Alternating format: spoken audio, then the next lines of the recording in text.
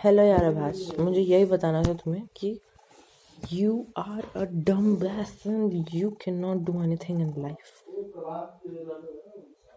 Just kidding. You know what Abbas? What is the most Abbas thing that you talk to yourself?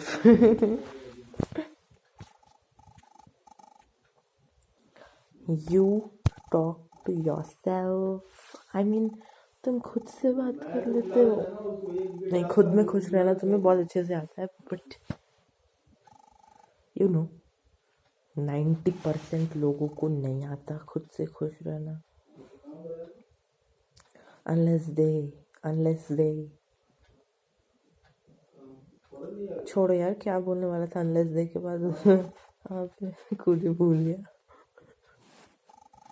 Do I have a mini bipolar disorder? देखो, अभी भी मैं खुद में बात कर रहा हूँ यार. Serious point.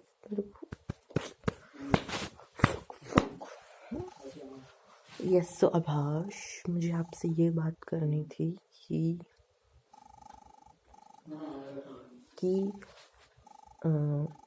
आप खुद से जितना फ्रैंक रहते हो ना, उतना ज़्यादा फ्रैंक आपको सोसाइटी से डायरेक्टली नहीं होना है.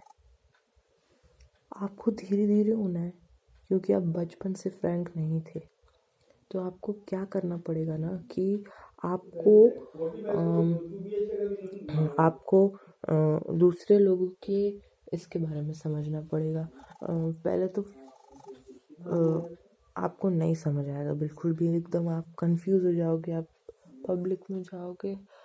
बट आपको धीरे धीरे समझ आएगा जब आप देखोगे कि आपको फर्स्ट रूल है कि आपको भाव नहीं देना लोगों को. You have to mind your own way, and if you mind your own way, then you will be satisfied. You will be satisfied. अकेले में रह के ईगो आ सकती है, आती ही है मतलब. तो उसको प्रिवेंट करने के लिए ईगो को हम लोग दूसरे लोगों से बातें करते हैं, समझे आवाज.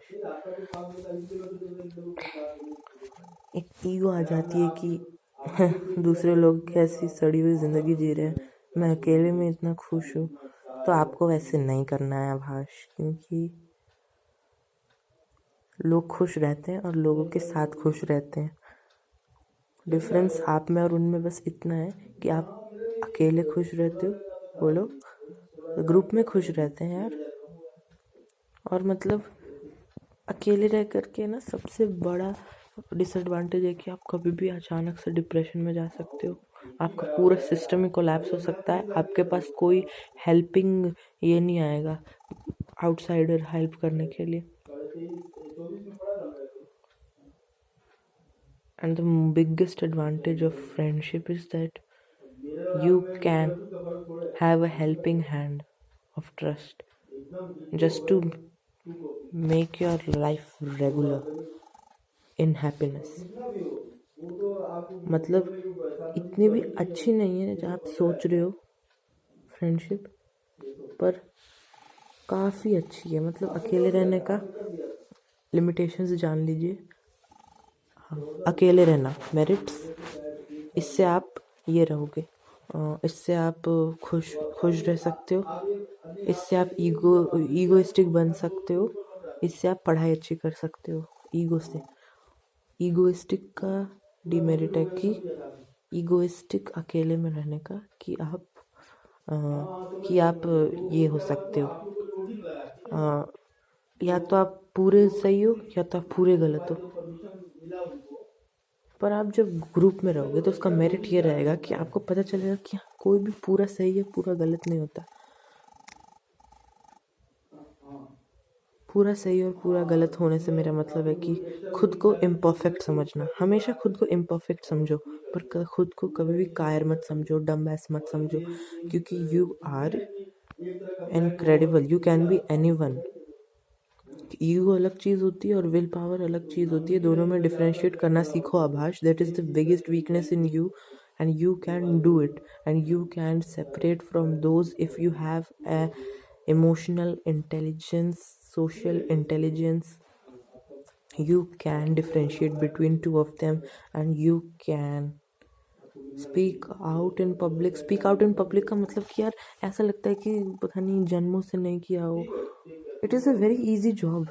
जैसे तुम खुद से बात करते हो ना, यू जस्ट हैव टू खुद से बात करो. खुद से बात सॉरी सॉरी मत करो. खुद से बात तुमको सोसाइटी से बात करनी है और जज नहीं करना है लोगों को ज़्यादा, बिकॉज तुम जज करोगे ना तो कुछ ऐसी स्टिग्मा बन जाते हैं माइंड में कि आप उनको कभी नहीं सुधार सकते हो. जज कर लोगे तो ज़्यादा इमोशनल नहीं होना है. मैं पहले बता रहा हूँ, ग्रुप में जाते हो आप सिर्फ फन के लिए जाते हो. आपको अपने फन एलिमेंट्स बाहर निकालने हैं. फन एलिमेंट्स, इमोशनल तो वैसे भी अंदर रहते हैं आपके. फन रहेगा लाइफ में तो आप डिप्रेस कम होगे. That is the whole idea of friendship.